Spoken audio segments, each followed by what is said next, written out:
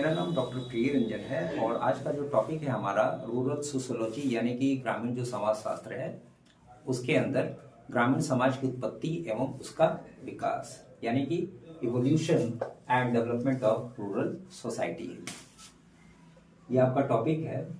अब इसके बारे में हम सबसे पहले ये देखेंगे कि जो भारतीय ग्रामीण समाज व्यवस्था है या जो ग्रामीण समाज शास्त्र है इसका विकास विभिन्न चरणों में किस प्रकार से हुआ है।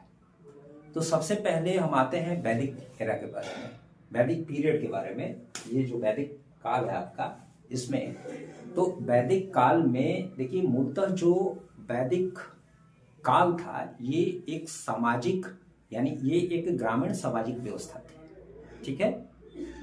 इसके अंतर्गत जो पितृमूलक समाज हुआ करता था, पितृमूलक समाज का मतलब होता है कि एक व्यक्ति एक दंपत्ति के द्वारा जो पीढ़ी दर पीढ़ी चीजें चलती हैं, एक पीढ़ी दो पीढ़ी ऐसे करके, तो उसका एक परिवार होता था, उसको पितृमूलक कहा जाता था। तो पितृमूलक समाज जो था ये ग्रामीण समाज के क्रमिक विकास का जो पहला चरण था ये था आपका वैदिक काल। वैदिक काल सामान्यतः जो था ये एक सामाजिक यानी ग्रामीण सामाजिक व्यवस्था थी। इस ग्रामीण सामाजिक व्यवस्था के अंतर्गत जो समाज का स्वरूप था ये पितृमूलक समाज हुआ करता था। पितृमूलक समाज कहने का मतलब होता है कि पिता से जो संतानें उत्पन्न होती थी और उससे जो वंशावली चली वो पितृमूलक समाज के अंतर्गत आता है। ये पितृमूलक समाज का जो समूह होता था ये जन कहलाता था। और देखिए एक गांव में पितृमूलक समाज का जो मुखिया होता था उसको हम लोग वैदिक पीरियड में ग्रामीण कहा जाता था, जबकि ये पितृमूलक समाज के लोगों का जो समूह होता था उसको जन कहा जाता था। और प्रत्येक चूंकि एक ग्रामीण व्यवस्था के अंतर्गत कई जन रहते थे और इस जन का जो मुखिया होता था उसको राजा कहा जाता था। ये था उसका पहला चरण।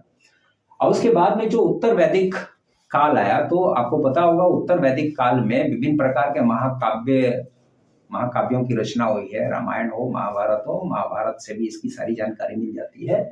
तो इसमें जनपदों का उद्भव हुआ था, लिच्छवी हो, मगध हो, कौशाम्बी हो, इसके बाद में आपका ये तो इसमें तकरीबन कितने थे, जनपदों की संख्या 16 थी। और ये जो महाजनपद हुआ करते थे, इन महाजनपदों का जो सामाजिक व्यवस्था था ये दो वर्गों में बटा हुआ था। एक आर्यों का समूह होता था, श्रेष्ठ वर्ग कहलाता था। दूसरा जो था ये उससे निम्न स्तरीय जो लोग आर्यों की सेवा करते थे वो दास वर्ग हुआ करता था। चलते तीसरे, अब उत्तर वैदिक काल के बाद में आपका ये परिवर्तित काल आया। परिवर्तित काल का मतलब होता है ट्रांजिशन फेज, जिसमें कि बदलाव होता है। तो इस पीरियड में खेती करने वाले लोगों को, क्योंकि खेती पे ही सारी चीजें धीरे धीरे बढ़ती चली गई, तो खेती ही मुख्य आधार बन गया लोगों के सामाजिक स्तर का। तो उस खेती करने वाले लोगों को समाज में प्रतिष्ठित तरीके से देखा जाता था।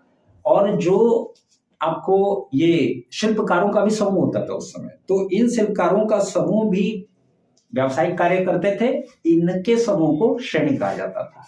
तो ये जो पीरियड था उत्तर वैदिक काल के बाद में ये आपका परिवर्तित काल आया। नेक्स्ट जो आपका है ये है, उसके बाद में आया बौद्ध काल। तो बौद्ध काल में आपको पंचायती राज व्यवस्था की शुरुआत तो मान के चलते हैं कि ग्रामीण पंचायत द्वारा प्रशासन का कार्य होता था इसी काल में, बौद्धिक काल में। नेक्स्ट आया आपका मौर्य काल। और मौर्य काल में गांव 3 रूपों में होता था, लघु, मध्यम और कनिष्ठ। ज्येष्ठ, मध्यम और कनिष्ठ। ज्येष्ठ का मतलब कि ज्यादा जनसंख्या वाले, थोड़े बड़े होते थे आकार में, ये उनसे छोटे होते थे मध्यम श्रेणी के, और ये कनिष्ठ यानी छोटे। और उसके बाद में मुस्लिम अंपायर के बारे में हम लोग जानते ही हैं, जो 12वीं शताब्दी से लेकर के और लगभग 18वीं शताब्दी 1757 तक मान के चलिए, वो मुस्लिम ईरानी, तुरानी, अफगानी ये सारे आए थे लोग। तो मुस्लिम शासन काल आया और मुस्लिम शासन काल के अंतर्गत गांव के रूप में कोई परिवर्तन नहीं किया गया था। ग्रामीण समाज की जो व्यवस्था पहले से थी उसमें किसी प्रकार का कोई भी परिवर्तन नहीं किया गया, क्योंकि मुसलमान उसी व्यवस्था के अंतर्गत अच्छे तरीके से शासन करने में सक्षम हो सकते थे। नेक्स्ट चलते हैं हम, उसके बाद में जो आया मुस्लिम शासन व्यवस्था के बाद में आते हैं अंग्रेजी शासन का, ईस्ट इंडिया कंपनी, और उसके बाद में पूरे भारतीय साम्राज्य पे पूरे ब्रिटिश शासन, जो ब्रिटिश हुकूमत रही तो भारतीय उपमहाद्वीप पे भी रहा उसका। तो इसमें अंग्रेजी शासन में दो तरह की व्यवस्थाएं थी, जमींदारी और रैयतवाड़ी। जमींदारी के अंतर्गत किसी एक व्यक्ति विशेष को जमीन दी जाती थी और वो बदले में लगान सरकार को देता था। सरकार का मतलब होता है ब्रिटिश सरकार को। और रैयतवाड़ी व्यवस्था में क्या था कि इसमें जो किसान होते थे वो डायरेक्ट ब्रिटिश शासन को लगान चुकाते थे। अब चलते उसके बाद में, तो अब आपका है स्वाधीनता के बाद की शुरुआत के बारे में। स्वाधीनता के बाद की शुरुआत के बारे में अगर बात करते हैं तो राजस्थान के नागौर जिले से 1959 में माने 1959 में सबसे पहले पंचायती राज व्यवस्था की शुरुआत की गई थी। तो स्वतंत्रता के बाद में हमारे यहाँ ग्रामीण सामाजिक व्यवस्था में पंचायती राज व्यवस्था की शुरुआत राजस्थान के नागौर जिले से की गई है 1969 में।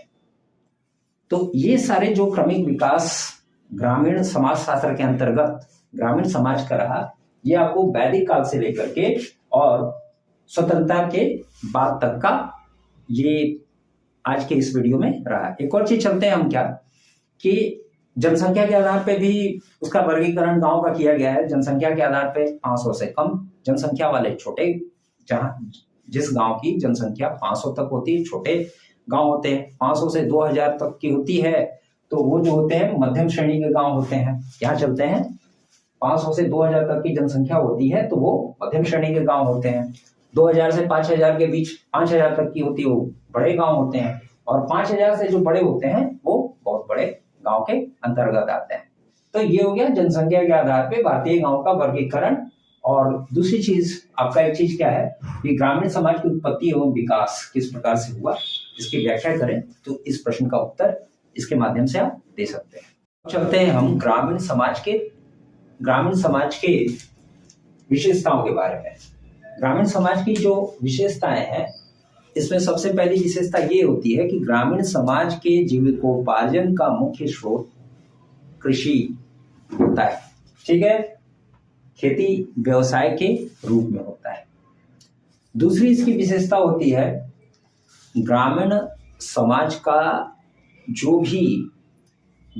की जो भी गतिविधियां होती हैं वो प्रकृति पे आधारित गतिविधियां होती हैं। ठीक।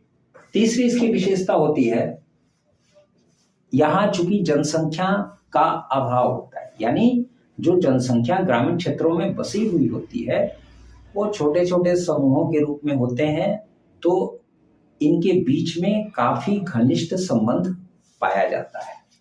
तीसरी चीज है सामाजिक परिवर्तन की जो गति होती है ग्रामीण क्षेत्रों में या ग्रामीण समाज में वो नगरीय क्षेत्रों की तुलना में धीमी गति से होती है। चौथी इसकी विशेषता ये हो गई। पांचवी विशेषता हो गई परस्पर संचार के बारे में। चूंकि परस्पर संचार का मतलब होता है कि एक व्यक्ति द्वारा दूसरे व्यक्ति के साथ जो संपर्क प्रत्यक्ष रूप से किया जाता है या संवादिया के माध्यम से किया जाता है, यानी मैसेंजर जो भी होता है व्यक्ति उसके माध्यम से किया जाता है, तो इसमें परस्पर संचार वैसे ही होता है। आधुनिक संचार प्रणाली हालांकि आ चुकी है, लेकिन अभी भी ग्रामीण क्षेत्रों में जो परस्पर संचार का प्राचीनतम रूप है वही है, यानी व्यक्ति द्वारा व्यक्ति के साथ संचार करना, जिसके चलते उनके मध्य संबंध जो होते हैं बहुत ही मधुर होते हैं, घनिष्ठ होते हैं। अब चलते हैं हम नेक्स्ट है आपका ग्रामीण समाजशास्त्र और समाजशास्त्र में अंतर। देखिए ग्रामीण समाजशास्त्र जो होता है, ये जो समाजशास्त्र है, ये समाजशास्त्र काफी व्यापक शब्द होता है और उसका ही एक भाग ग्रामीण समाजशास्त्र होता है। समाजशास्त्र में समाज का अध्ययन सामान्य तरीके से किया जाता है, जबकि ग्रामीण समाजशास्त्र में एक समाज के विशेष समूह यानी कि जो लोग गांव में रहते हैं उनका अध्ययन किया जाता है। ठीक है, तो इस तरीके से समाजशास्त्र जो होता है ये एक सामान्य सामाजिक विज्ञान होता है। कहने का अर्थ है कि समाज में रहने वाले लोगों का जो सामान्य रूप से तौर तरीका, खान पान, रहन सहन होता है, समाज शास्त्र के अंतर्गत उसका अध्ययन किया जाता है। इस तरीके से जो ये समाज शास्त्र है ये एक सामान्य सामाजिक विज्ञान है, जबकि ग्रामीण समाज शास्त्र एक विशेषित विज्ञान है जो सिर्फ और सिर्फ ग्रामीण क्षेत्र के, ग्रामीण स्तर पे रहने वाले, गांव में रहने वाले लोगों के खान पान, रहन सहन, सामाजिक संबंधों का अध्ययन करता है।